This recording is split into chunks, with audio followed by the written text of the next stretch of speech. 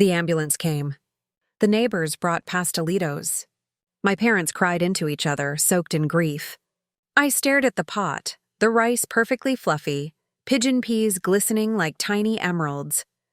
I ate a bowl, standing, burning my tongue, because it was the last thing she ever cooked for me. In her death, she left me a shoebox of recipes, some in Spanish, some in English, one in what might have been Yiddish from a neighbor in the old building, and the inheritance she had painstakingly built. 473, 30, 12, 46.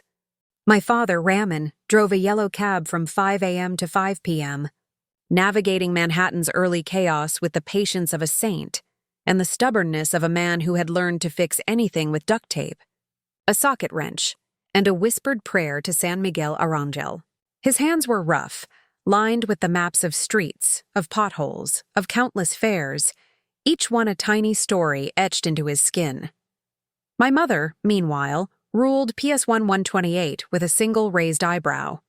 30 squirming 8-year-olds, one word, dead. That was all it took.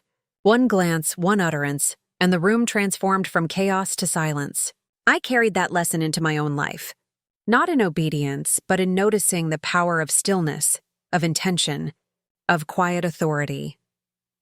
Abuela Carmen lived with us in a cramped 2-bedroom apartment on 181st Street that smelled perpetually of Vicks, Lysol, and the faint metallic tang of the subway 3 blocks away. She was the architect of my independence, the kind of woman who could make financial literacy feel like an act of magic. Before I could even spell my last name correctly, she had me saving every birthday dollar, every tooth fairy quarter, every freelance check from designing church bulletins, bodega flyers, and the occasional wedding invitation. Every coin went into a high-yield savings account she marched me to open at Chase on Dykeman Street when I was 16.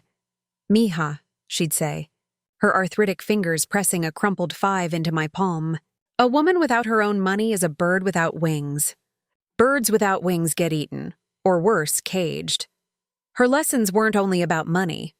They were about care, about preparation, about the quiet accumulation of freedom. She infused every corner of our apartment with rituals and intentions, the neat stacks of herbs in tiny glass jars, the folded napkins waiting for Sundays, the handwritten recipes tucked into drawers. She died on a Tuesday in November when I was 24. Heart attack in the kitchen, stirring Aros Canandalis for what would have been my cousin Marisol's engagement party. The ambulance came. The neighbors brought pastelitos. My parents cried into each other, soaked in grief.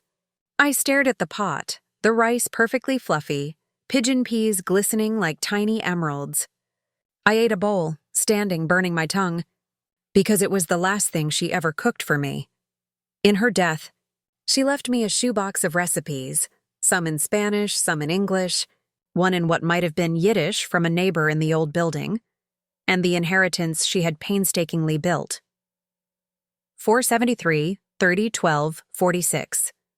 I used it to buy my first professional camera, a Canon EOS 5D Mark III from a guy in Park Slope who threw in a 50mm lens because I reminded him of his daughter. I took night classes in typography. At SVA, I moved into a 300-square-foot studio in Bushwick where the walls were thin, enough to hear the couple next door argue about whose turn it was to buy toilet paper. The morning light through the fire escape was perfect for shooting product photos for Etsy sellers who paid in PayPal and gratitude. That tiny studio became my crucible, a space where mistakes were permitted, where experiments could be messy and fruitful.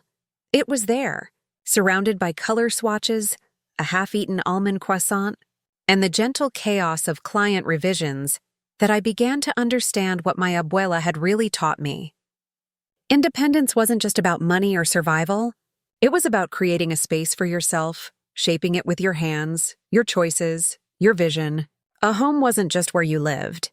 It was where you could breathe, fail, grow, and return every day, whole and uncompromised. And that was how I found myself. 26, waiting at Café Lumière on a rainy Thursday, ready to meet someone who would become a part of that space, that home, that vision. But that, of course, is another story. It was Thursday, October 23, 2014, at exactly 2:47 p.m., and the rain fell in a steady, unrelenting drizzle over Mercer Street. Not the dramatic, movie-style downpour, but the kind that makes New Yorkers quicken their pace, muttering under their breath, umbrellas slapping against wet sidewalks. I was seated at a corner table in Café Lumière, 26 years old, surrounded by color swatches, a half-eaten almond croissant, and the gentle chaos of a logo revision for Sugar and Spoon, a boutique bakery in Williamsburg. They wanted rustic but elevated, a paradox only a designer would truly understand. He appeared carrying a portfolio tube under one arm, a paper cup of black coffee in the other. Alex was 28, early for a client meeting with a developer who wanted something iconic but not trying too hard. And then, as if fate had arranged it, his foot caught my laptop cord. The coffee didn't spill miraculously, but the lid popped off, sending a single droplet onto my sketch. I froze. Then looked down. There it was, a tiny coffee bean, now adorned with a crown of steam. Somehow, that single accidental drop became the centerpiece of the final design. The client adored it and paid double. Alex's cheeks flushed Merlot red as he apologized profusely. I laughed and told him he had just co-created my best work. He smiled, asked if he could buy me a replacement croissant, and stayed for 2 hours. We talked about everything that afternoon: negative space, negative people, architecture, typography, and life. About how his mother still sent him care packages with pressed linens. About how my abuela used to hide money in the freezer wrapped in tin foil and labeled chicken. He wrote his number on a napkin with a Sharpie he pulled from his portfolio tube. I still have that napkin, framed in a shadow box above my desk, next to a pressed linden leaf from the courtyard. We didn't rush. We built slowly, deliberately, like architects of a life rather than actors in a fleeting romance. First dates turned into Brooklyn Bridge walks at sunset, then into shared grocery runs at Union Square Green Market, where he learned that I only buy tomatoes that smell like summer. Then into a drawer in my Bushwick studio that became his, filled with rolled-up socks and a spare toothbrush, and then came pickles. A scruffy terrier mix with one ear flopped and a penchant for stealing socks, hearts, and the occasional meatball. We adopted him from a shelter in Red Hook one March Saturday when cherry blossoms were just starting to bloom. Pickles had been returned twice, once for excessive enthusiasm, once for selective hearing. Within 3 days, he was already ringing the bell to go out, staking claim to our routines and hearts alike. Our life became a rhythm of small rituals and shared ownership. A joint savings account labeled rainy days and robot vacuums because we both hated mopping. A Google Doc for grocery lists, color-coded with emojis for cheese, wine, and anything pickles might try to eat. A pact that whoever killed the spider got to pick Friday night movies for a month. Alex screamed higher than I did. Video evidence exists. By the time the apartment on Willow Street came up for rent, I had been saving since Bushwick, tucking away freelance checks, bonuses, and leftover inheritance. The pre-war gem had 10-foot ceilings, original crown molding, and a clawfoot tub that took 20 minutes to fill but was worth every second. The kitchen was large enough to dance in, which we tested at 2 a.m. with Bad Bunny blasting. We moved in slowly, furnishing the space piece by piece. Each object carried its story. The emerald sofa from an estate sale in Flushing, reupholstered with cash and a prayer. The oak dining table built by my Uncle Louise in his Bronx garage. IKEA bookshelves painted midnight blue, lined with succulents propagated from a jade plant my abuela had given me. Every corner of that apartment was a fingerprint of our lives, our choices, our love. And while life carried on in its quiet, joyful rhythm, shadows of family expectations lingered. Alex's mother, Margaret, was waiting patiently in Litchfield, Connecticut. With her white clapboard colonial house, her pearls, her black shuttered windows, and a rotating cast of suitable girlfriends for her son. But our rhythm, our rituals, our choices, they were ours. Margaret arrived 3 months later, May 18th, on a Saturday that smelled of rain and possibility. The intercom buzzed while I was mid-downward dog in the living room, trying to unknot tension from a week of client revisions for a tech startup.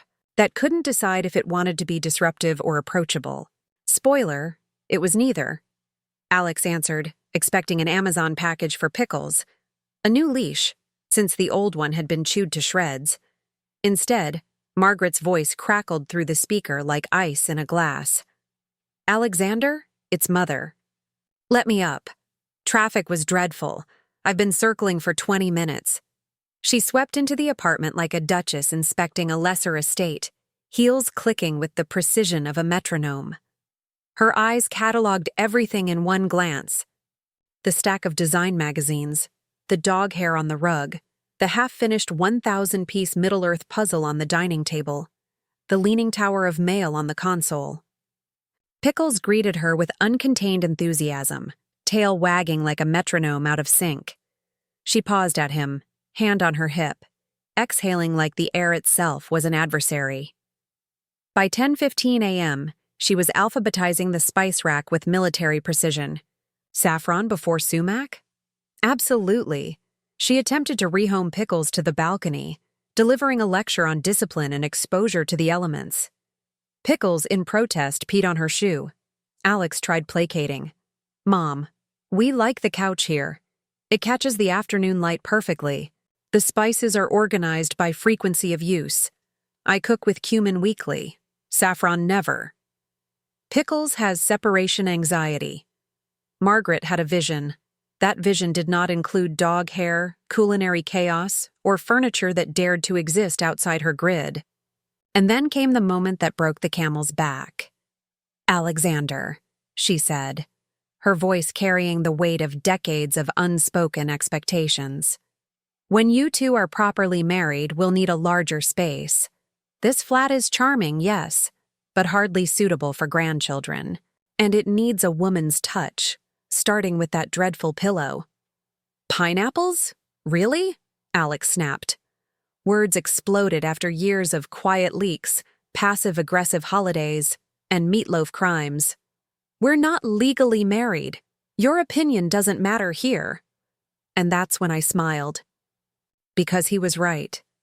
But I, too, was done being polite. I set my coffee down in the mug Alex painted for me, world's okayest designer, slightly crooked, and stepped forward. Margaret, I said, steady as the oak beams above us, as the lease in my name, as the life I had built brick by brick. This isn't Alex's house. It's mine. The lease is in my name alone. The down payment came from my abuela's inheritance. Every cent accounted for. Alex contributes beautifully, half the groceries, half the vet bills. But this space? It's mine to defend, mine to protect, mine to invite you into or not. I pulled up the PDF of the lease, notarized, signed, undeniable. Margaret's lips thinned. Her eyes flicked to Pickles, to the framed photos of our non-wedding, to the shadow box with the napkin and pressed linden leaf. I softened, just enough to let her breathe. Margaret, I know you love your son. I know you want what you think is best. But best isn't one size fits all. Alex and I built this life without a blueprint, without permission. And it works. We need space to be us, to make mistakes, to leave puzzles half-finished, to let the dog sleep on the sofa even though he sheds, to keep the pineapple pillow because it makes us laugh. She looked at the Persian rug I carried home from Istanbul, the scratch on the coffee table from Pickles, the stack of takeout menus held together with a binder clip. Slowly she softened. I eloped, she whispered. With your father. Vegas, August 12th, 1978, Fleetwood Mac playing, Elvis officiating. Alex and I blinked. You never told me that, Alex said. Some stories wait for the right audience, she replied. I thought I was saving you from my mistakes, from chaos. But this isn't chaos, it's choice. Every day you choose this. You choose each other. Pickles, the puzzle, burnt lasagna. You built something that doesn't need a certificate to be real. She left the apartment that day differently than she entered. Coral lipstick smudged, eyes wet, but a smile, small, real, on her face. She called before her next visit, promised wine, left the compass and judgments at home. We framed her. Note, and it hangs now beside the non-wedding photo, the shadow box, and a tiny watercolor I painted of Pickles in his bow tie, tongue out, eyes saying, "I told you so." Life after Margaret's visit settled into a rhythm, a series of small rituals and quiet victories. The apartment on Willow Street became ours in every sense, not just in lease and possessions, but in the way the morning light pooled on the emerald sofa, how Pickles claimed a corner of the kitchen floor as his throne, and how burnt lasagna was no longer a mistake, but a mark of effort. We had our routines. Coffee at dawn, sometimes black, sometimes with a splash of almond milk. Grocery runs at the Union Square Green Market, where Alex learned I only buy tomatoes when they smell like summer. Color-coded Google Docs for everything from cheese to wine. A pact about spiders, because Alex screams louder than I do. Pickles still stole socks and occasionally a meatball, and we let him. Our furniture had stories. The emerald sofa, estate sale in Queens, reupholstered by me with fabric and prayer. Oak dining table built by Uncle Louise, delivered piece by piece on the roof of his ancient Honda Civic. IKEA Billy shelves, midnight blue, painted with a brush stolen from my mother's art supplies, lined with succulents propagated from a single jade plant she had given me. Each object carried memories, fingerprints, love, work and life intertwined.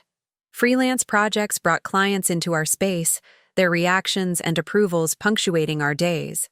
Etsy sellers, boutique bakeries, tech startups, all part of the chaos, all part of the creation. We learned to dance around each other's habits, to argue, to compromise, to leave notes and leave space. Pickles grew into his personality as much as we grew into ours. He rang a bell to go out, demanded belly rubs on command, and held court on the sofa.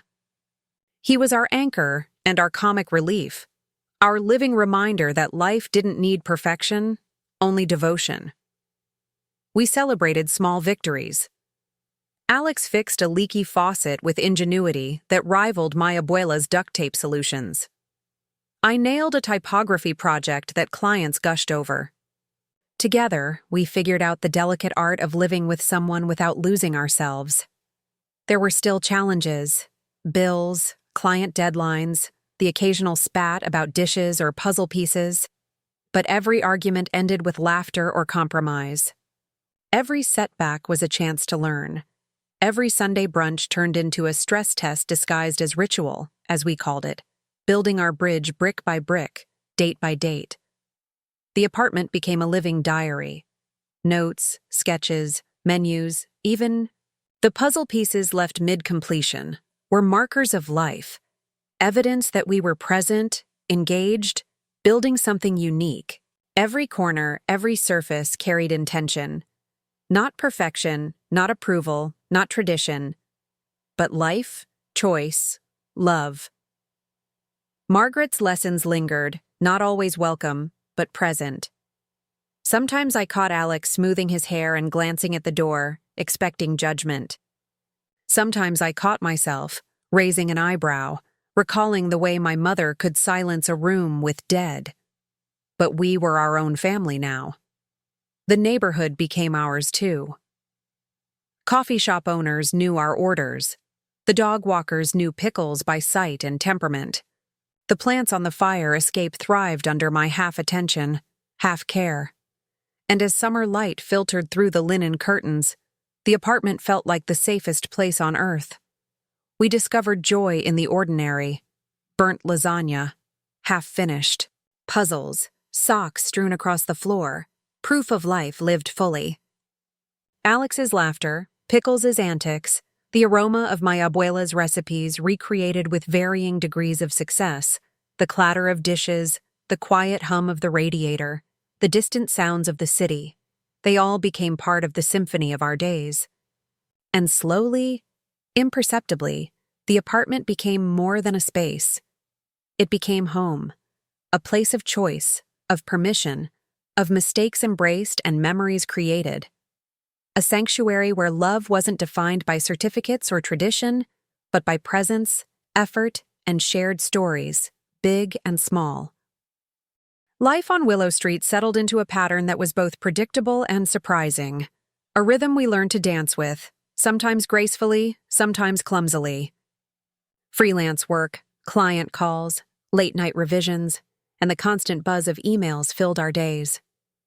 Yet, within that chaos, we carved moments that were ours alone. Sunday morning coffee shared across the emerald sofa, pickles circling our legs with a mischievous grin, and the half-finished puzzle that became a testament to our patience, our tolerance for imperfection. We grew together, not in leaps, but in careful, deliberate steps. Alex's architecture projects expanded, demanding travel, long nights, and design perfection, while I balanced branding clients, typographic experiments, and the occasional side hustle that kept my creative pulse alive. Our lives intertwined not by accident, but by design. Work, home, laughter, arguments, reconciliation, all interwoven. The apartment continued to tell our story. The clawfoot tub held memories of midnight baths and whispered conversations about dreams too fragile to share in daylight. The emerald sofa caught sunlit kisses, quiet readings, and the occasional flop after exhausting days. Even the pineapple pillow, once a gag, became a symbol of our irreverence, our refusal to adhere to anyone else's idea of taste or order. Pickles thrived in his kingdom. He learned new tricks, developed his selective hearing further, and somehow managed to balance his enthusiasm with quiet affection. He became our reminder of joy in the little things, the wag of a tail, the sniff of a street corner, the thrill of stealing socks and meatballs alike. We built traditions out of mundane moments. Grocery trips became lessons in sensory discernment, lettuce crisp enough to hear, tomatoes fragrant enough to taste summer. Date nights were improvised adventures, sometimes a movie, sometimes a walk across the Brooklyn Bridge with the city's lights reflecting in puddles from a passing drizzle. Every ritual, no matter how small, was a testament to the life we were crafting together, without anyone's permission, without anyone else's blueprint. Margaret's visits became a rare, yet inevitable tension in our otherwise harmonious life. Each one brought with it her scrutiny, her judgments, her visions of how things should be. Yet, with every encounter, we refined our boundaries, strengthened our voice, and solidified our home as a sanctuary built on choice, not expectation. The incident with the pineapple pillow, the spice rack alphabetization, and the dog peeing on her shoe were all victories, subtle, defiant, and necessary. We also learned the subtleties of support. Alex's steady hand on my back during moments of self-doubt, his careful listening during my rants about missed deadlines, my encouragement as he navigated design dilemmas. These small acts became the invisible scaffolding of our life together. It wasn't grand gestures, but the quiet consistency that defined us. Friends and family became extensions of our home, welcomed into the chaos with laughter and understanding. Celebrations were intimate, always imperfect, always alive with the energy of genuine connection. Birthdays, anniversaries, even the occasional non-celebration became markers of life lived fully, with humor and humility. And then, one ordinary Tuesday, life handed us a reminder of its unpredictability. A freelance client, a sudden invitation, a small crisis that could have derailed the week. But together, we navigated it. Alex handled the logistics, I handled the creativity, and Pickles, oblivious to human stress, reminded us to breathe, to pause, to find humor even in mishaps. It was a lesson, repeated countless times, that life wasn't about control. It was about adaptation, about embracing imperfections and finding beauty within them. The apartment became a living testament to resilience, love, and ingenuity. Each scratch on the coffee table, each mark on the wall, each slightly misaligned puzzle piece was a story, a memory, a marker of growth. We weren't perfect, but we were present. And in that presence, we found a quiet triumph that no certificate, no approval, no tradition could ever grant. As seasons changed, we noticed subtler shifts, the way sunlight angled differently through the linen curtains, the smell of the first rain on concrete, the color of the leaves on the linen trees outside. Each day added layers to our narrative, shaping a life that was ours alone, built on intention, laughter, and the small rebellions that made it uniquely beautiful. Life on Willow Street settled into a rhythm we understood, some days chaotic, some serene, but always ours. The apartment, the emerald sofa, the clawfoot tub, the pineapple pillow, and yes, even Pickles' mischief became more than furniture or quirks. They were markers of time, love, and resilience, evidence of a life intentionally built without compromise. Margaret's visits became less frequent, more measured, and slowly, a reluctant acceptance formed. She still criticized, still offered advice, but she began to notice the life we had built, our rituals, our choices, our laughter. And in those rare glances, she saw that this life, this imperfectly perfect chaos, was sturdy. It had weight. It had heart. We continued our small rebellions in quiet ways. Burnt edges of lemon bars became a signature. Puzzles remained half-finished for weeks. Pickles continued to sleep on the sofa, occasionally stealing socks, often stealing hearts. Each day was a choice, a reaffirmation of our bond, a practice in loving with intent. Work thrived alongside life. Freelance projects, design collaborations, architecture proposals, all existed in harmony with our personal narrative. Success wasn't measured in accolades or approval, but in shared laughter over almond croissants, in late-night design critiques at the kitchen table, in the soft press of a hand on a weary shoulder, and then, on a quiet May morning, a package arrived. Inside, Margaret's handwriting adorned the note, a rare gesture of care, not critique. Wine for us, treats for Pickles, and a subtle acknowledgement that our choices were valid. The pineapples, she wrote, were growing on her, slowly, like grandchildren might. It was a soft olive branch, a recognition of our home, our rituals, our life together. We framed her note alongside our non-wedding photo, the napkin from Café Lumière, the pressed linen leaf, and a tiny watercolor of Pickles in his bow tie. The hallway became a gallery of memory, proof that life's beauty often emerges in the small, imperfect moments. That evening, as the sun set and the linen trees glowed in golden light, we sat on the emerald sofa, puzzle half finished, dog curled at our feet, remnants of takeout scattered across the table. We sipped wine, shared laughter, and felt the deep satisfaction of life built on choice, love, and trust. Home, we realized, wasn't a building, a certificate, or a set of expectations. Home was this, where we chose to be, where our rituals thrived, where our mistakes were welcome, and where love was expressed in quiet, tangible ways. Burnt lemon bars, pineapple pillows, and all, Pickles pawed at the box of takeout menus, nudging it toward us as if to remind us, life was lived best with joy, with a bit of mess, with freedom to be ourselves. We didn't need approval. We didn't need perfection. We just needed each other, and that was enough. As night fell over Willow Street, we leaned back, the apartment breathing around us. Our lives intertwined like the intricate lines of a carefully drawn blueprint, unpredictable but deliberate, chaotic but intentional. Margaret might never fully understand it. The world might never approve.